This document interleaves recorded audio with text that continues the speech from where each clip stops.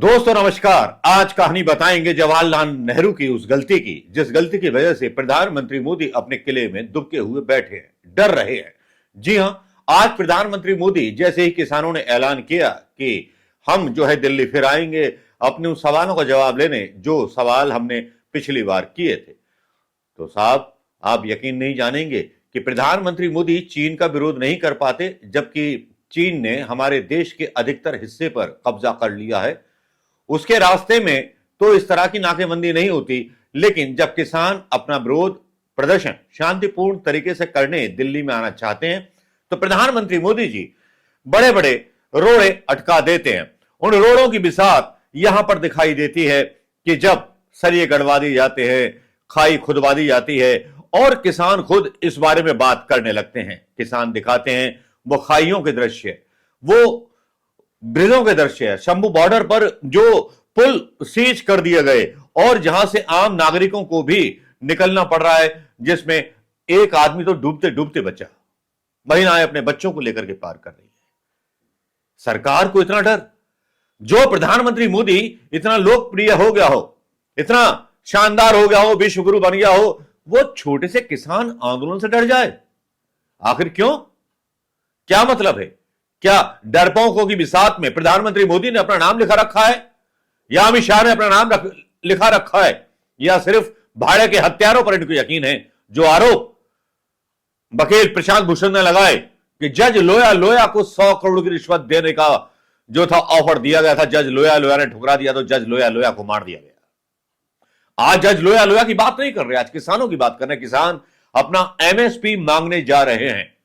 यूं तो खबरें आज सोशल मीडिया पर बहुत है, ऐसे टुच्चे नेताओं की भी जो प्रमोद कृष्ण के नाम से मशहूर थे, सुरक्षा लिए घूमते थे राजा दिग्विजय सिंह के आश्रय से, वो उनको कांग्रेस ने निकाल दिया। भाई साहब बहुत बदतमीजी कर रहे थे। राम मंदिर का जो प्रोग्राम था, ये कोई मीडिया नहीं बता पाया कि वो राजनीतिक भारतीय जनता पार्टी का प्रोग्राम था, ना कि देश का प्रोग्राम था। देश का गौरवशाली दिन उस दिन होगा जिस दिन राम का मंदिर बनके पूर्ण हो जाएगा। लेकिन आज जब नेहरू की बात संसद में होती है तो आज नेहरू की ही बात हम करेंगे और किसानों की भी बात करेंगे। किसानों को रोकने के लिए सरकार ने सब कुछ जाल बिछा रखे हैं। ये कुछ वीडियो हैं जो आए हैं और सोशल मीडिया पर आए हैं, शायद ना दिखाए गए होंगे आपके उस टीवी चैनल पर, जिस टीवी चैनल को आप देखते होंगे। लेकिन आज इनके बारे में कुछ बात करनी जरूरी है, और बात इसलिए भी करनी जरूरी है कि यहां पर कुछ किसान खुद वीडियो डालते हैं उन पुलों के जिनके नीचे गहरी कर दी जाती हैं खाइयां। सड़क के किनारे 4-4, 10-10 फुट की खोद दी जाती हैं खाइयां। हम इस समय खड़े हैं शंभू बॉर्डर पर, और शंभू बॉर्डर पर ठीक मेरे पीछे हम आपको तस्वीरें दिखाना चाहेंगे कि सीमेंटेड बैरिगेड्स जो है उससे शंभू बॉर्डर को बंद कर दिया गया है। और परली तरफ अगर मैं आपको दिखाऊं तो परली तरफ आप देख सकते हैं किस तरीके से क्रेन की मदद से जो सीमेंटेड बैरिगेड्स हैं उनको अभी रखा जा रहा है। कुल मिलाकर ये जो शंभू बॉर्डर है, जो पंजाब से दिल्ली की तरफ आने वाला रास्ता है, उसको पूरी तरह से बंद कर दिया गया है। दूसरी तरफ पुलिस जो है वो तैनात है और बकायदा जो गाड़ियां उधर से आ रही हैं उनका रूट डाइवर्ट किया जा रहा है। यानी कि कुल मिलाकर पंजाब से दिल्ली की तरफ जाने वाला रास्ता पूरी तरह से बंद कर दिया गया है, ताकि उधर से किसी भी तरह की कोई भी गाड़ी ना आ सके। इस तरफ जो है एक बार फिर मैं तस्वीरें आपको दिखाऊंगा, ये घग्गर नदी की तस्वीरें हैं, जहां पर आप देख सकते हैं कि जेसीबी की मदद से घग्गर नदी में बड़े बड़े खड्डे किए जा रहे हैं। कारण यह है कि पिछली बार किसान इसी घग्गर नदी से ट्रैक्टरों के माध्यम से हरियाणा में प्रवेश कर गए थे, लेकिन इस बार पुलिस नहीं चाहती कि किसान कुछ भी ऐसा कर पाए जिसमें वो पिछली बार कामयाब हुए थे। लिहाजा इस बार हर वो पुख्ता प्रबंध किए जा रहे हैं जिससे किसानों के दिल्ली कूच का जो कॉल है उसको फेल किया जाए। बहरहाल पुलिस पुख्ता इंतजाम कर रही है। 3 लेयर्स की अगर हम बात करें, 3 लेयर में ये बैरिगेड लगाए गए हैं, पहली लेयर, दूसरी लेयर और उसके बाद तीसरी लेयर। फिलहाल पुलिस के ये इंतजाम कितने कामयाब होंगे ये आने वाला समय बताएगा। लेकिन ये अहम जानकारी हम आपको दे रहे थे कि पंजाब से दिल्ली की तरफ जाने वाला जो शंभू बैरियर है फिलहाल उसे बंद कर। प्रयास करूंगा कि ये जो पुराना पुल था इसको जेसीबी की मदद से खोदा गया है। मैं कैमरामैन रिंकू को कहूंगा कि वो आगे आए और दिखाने का प्रयास करें। देखिए करीब 3.5-4 फुट का एक गड्ढा है जिसको खोदा गया है, और इसके आगे की अगर मैं बात करूं तो करीब 10 फीट का गड्ढा, गहरा गड्ढा 10 फीट का है। और यहाँ से लोगों को ये ना निकल पाए, यहाँ से ट्रैक्टर ना निकल पाए, इसके लिए इसके भी खोद दिया गया और ठीक इसी प्रकार दूसरी तरफ खोदा गया। लेकिन सामने आप तस्वीर देखिए, रास्ते बंद किए जाने से, एक्सक्लूसिव तस्वीर, पंजाब केसरी के दर्शकों को हम एक्सक्लूसिव तस्वीर दिखा रहे हैं कि रास्ते बंद होने की वजह से एक महिला अपने एक बच्चे के साथ नदी में से होते हुए। आप वीडियोस देख रहे होंगे, सरकार का कायरतापन देख रहे होंगे, सरकार की नामर्दगी देख रहे होंगे। वो कौन सी सरकार होगी जिसमें प्रधानमंत्री को कहा जाए कि वो विश्व गुरु बन गया है, लेकिन जो विश्व गुरु बना है वो अपने देश में ही गुरु घंटाल बनकर के सबका मूर्ख काट रहा है। जो जवाहरलाल नेहरू पर आरोप लगाता है कि जवाहरलाल नेहरू ने देश बर्बाद कर दिया, वो जो ट्रैक्टर जिनसे वो डरा हुआ है, ट्रैक्टरों के हजूम चल निकले हैं राजधानी की तरफ। वो ट्रैक्टर लाने के पीछे भी जो था नेहरू जी का ही हाथ था। नेहरू वो थे जिन्होंने डैम बनाए, बांध बनाए, किसानों को पानी उपलब्ध कराया, देश में गेहूं पैदा करवाया। प्रधानमंत्री मोदी जी ने तो नफरत के बीज बोए, हल्द्वानी के दंगे कराए, गुजरात के दंगे कराए। ये आदमी केवल हत्या, खून की भाषा समझता है। ये हिंदुओं को आतंकवादी बनाने वाला वो व्यक्ति है, वो लीडर है जिस पर आने वाला इतिहास वैसे ही शर्म करेगा जैसे हिटलर पर शर्म करते हैं जर्मनी के लोग। चलिए नेहरू की बात करते हैं, नेहरू के खानदान की बात करते हैं। चलिए नेहरू जी की आज बात करते हैं, ट्रैक्टरों की बात करते हैं। नेहरू जी का कोड है आत्मनिर्भरता वचन भंग हो गया, और किताब है पीयूष बवेले की। इसमें लिखा हुआ है, मैं स्वीकार करता हूं कि मुझे इस बात का गहरा धक्का लगा कि हम तय तारीख पर खाने के मामले में आत्मनिर्भर नहीं बन सके। न सिर्फ सरकार बल्कि मैं खुद भी बराबर तारीख पर जोर देता रहा, और अब इस वादे पर खरा ना उतरने के बाद मुझे लगता है कि मैंने लोगों को दिया गया वचन भंग कर दिया।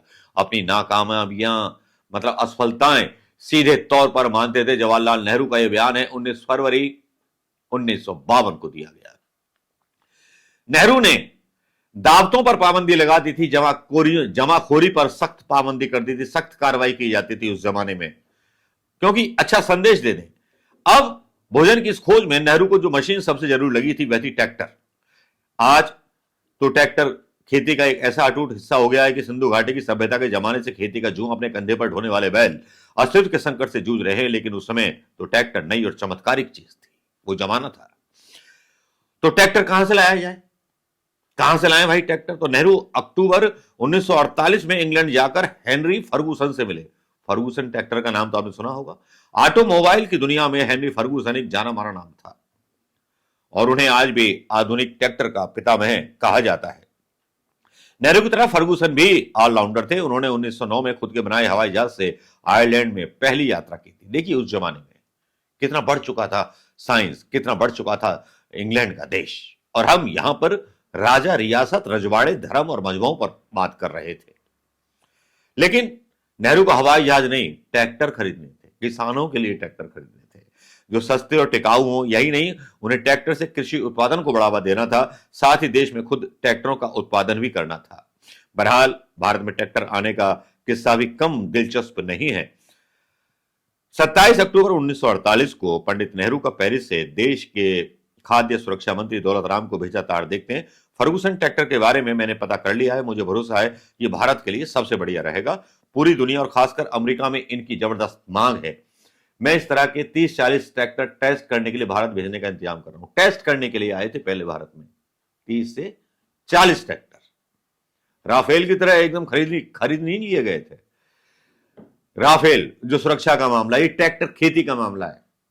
मियां मोदी, आप देख रहे हो वीडियो या भक्त देख रहे हो तो मोदी तक पहुंचा है वीडियो, और कांग्रेस के नेताओं को भी पता चलना चाहिए इस वीडियो के बारे में। कुछ ट्रैक्टर पहले ही मुल्क में आ चुके थे। भारत लौटने के बाद 21 नवंबर 1948 को नेहरू ने जयराम दास दौलत राम को एक पत्र लिखा। इस पत्र में ट्रैक्टर को लेकर के नेहरू की गंभीरता झलकती है। लिखते हैं, कल श्रीनगर की यात्रा के दौरान मुझे बताया गया कि अगर कश्मीर को कुछ ट्रैक्टर मिल जाएं तो घाटी में अन्न की पैदावार बहुत तेजी के साथ बढ़ाई जा सकती है। मुझे नहीं पता कि जो ट्रैक्टर अभी आए हैं उनमें से 1-2 ट्रैक्टर आप यहां भेज सकते हैं या बाहर से मंगाकर उन्हें दे सकते हैं। मेरी राय है अगर हो सके तो सर्दियों से पहले कम से कम 2 या उससे ज्यादा ट्रैक्टर यहां भेज दिए। 2 या 2 से ज्यादा।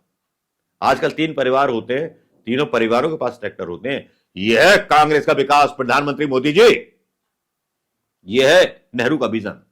आपको याद होगा मैंने लंदन से आपको फर्गूसन ट्रैक्टर के बारे में तार भेजा था। आपको याद होगा मुझे आपका जवाब भी मिल गया था। मुझे मानना चाहिए कि मैं आपके जवाब से प्रभावित नहीं था। मैं अब भी सोचता हूं कि फर्गूसन ट्रैक्टर हमारे काम के लिए बाजार में उपलब्ध ट्रैक्टरों में सबसे अच्छा है। एक तो यह बहुत सस्ता है, दूसरा यह हमारे देश की जरूरत के मुताबिक है। मुझे समझ नहीं आता कि पेट्रोल से चलने वाले ट्रैक्टर को क्यों खारिज कर दिया जाए। इस फैसले पर पहुंचने में कौन सी समझदारी दिखाई गई है? मेरी समझ में यह बात नहीं आ रही। जो सिद्धांत ट्रैक्टरों के बारे में सही नहीं है, ये छोटी मशीनों के बारे में कैसे सही है? जैसा मैंने आपको बताया कि मैंने हाई कमिश्नर के इस तरह के 30-35 ट्रैक्टरों को प्रयोग के तौर पर भेजने के लिए कहा है। मेरी सलाह है आप लंदन स्थित हाई कमिश्नर के संपर्क में रहें, उनसे पता करें उन्होंने क्या कदम उठाए। 3 दिन बाद नेहरू ने फिर खाद्य मंत्री को पत्र लिखा।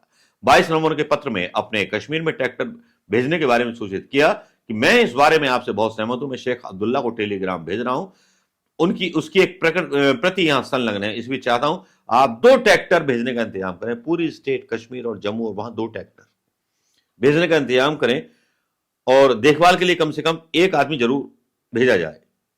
शेख अब्दुल्ला यही नहीं रुके, नेहरू यही नहीं रुके। उन्होंने शेख अब्दुल्ला से बात की, उनसे पूछा कि आपके पास ट्रैक्टर की मरम्मत के लिए जरूरी स्टाफ है या नहीं, क्योंकि अगर देखभाल करने वाला स्टाफ नहीं हुआ तो ट्रैक्टर तो खराब हो जाएंगे।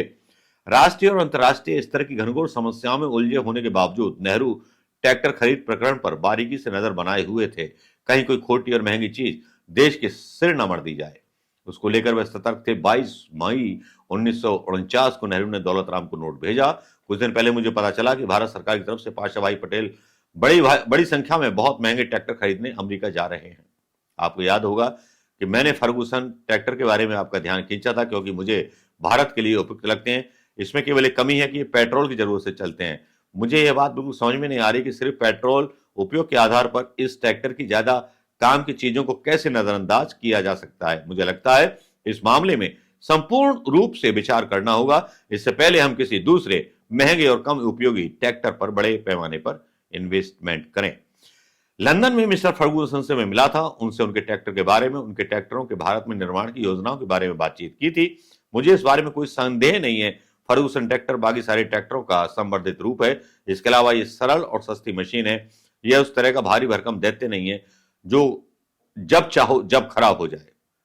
ट्रैक्टरों की कहानी यही नहीं रुकी। 20 जुलाई 1949 को नेहरू ने अपने प्रिंसिपल प्राइवेट सेक्रेटरी को लिखा, अधिक अन्न उपजाऊ अभियान को देखते हुए जरूरी है कि दिल्ली में इस काम लायक जितनी जमीन मौजूद है उसे पूरा इस्तेमाल किया जाए।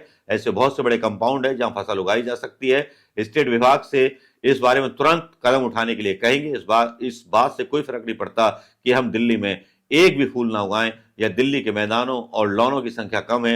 असली बात यह है कि हम किसी न किसी तरह खाद्यान्न उगाएं। वो जमाना, वो बात, वो ट्रैक्टर, जिन ट्रैक्टरों से प्रधानमंत्री मोदी डरे हुए हैं, जिन ट्रैक्टरों पर सवार होकर के किसान आ रहे हैं।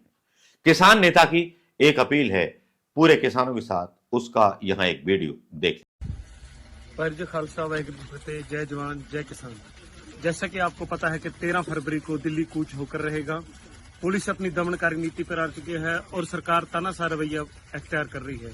हो सकता है कि पंजाब में भी दरपकड़ का दौर है वो शुरू हो जाएगा।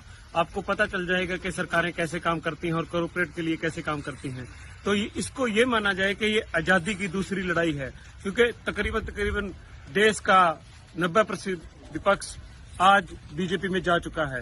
तो आपके हकों की लड़ाई, किसानों के हकों की लड़ाई, मजदूरों के हकों की लड़ाई, आदिवासियों के हकों की लड़ाई, अग्निवीर जो साथी लड़े थे, महिला खिलाड़ियों के हकों की लड़ाई अगर किसी ने लड़ी तो किसान के मेरा मजदूरों ने लड़ी है, इन किसान यूनियन ने लड़ी है, आपके साथियों ने लड़ी है।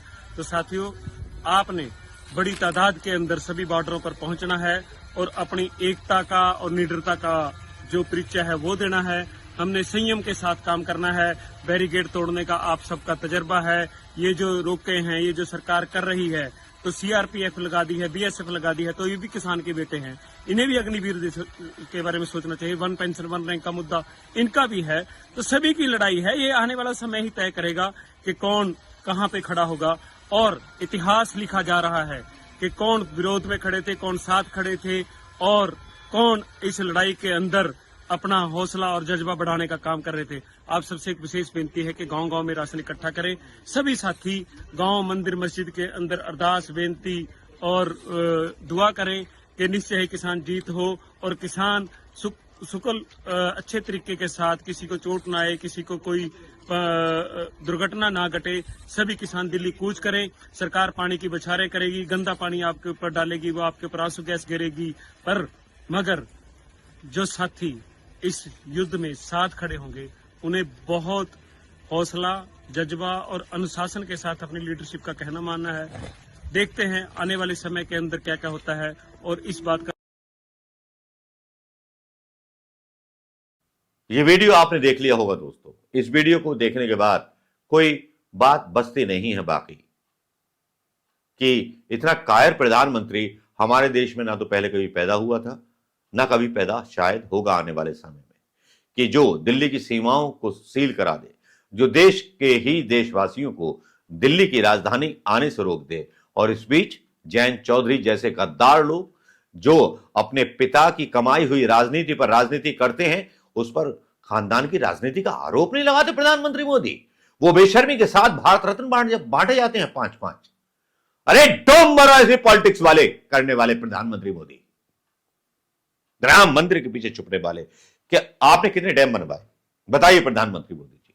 आप कितनी ऐसी टेक्नोलॉजी लेके आए किसानों के लिए जो किसानों के लिए लाभदायक हो? आप कैसी टेक्नोलॉजी लेकर के आए जो छात्रों के लिए लाभदायक हो? आप कौन सी टेक्नोलॉजी लेकर के आए जो महिलाओं के लिए आवश्यक हो?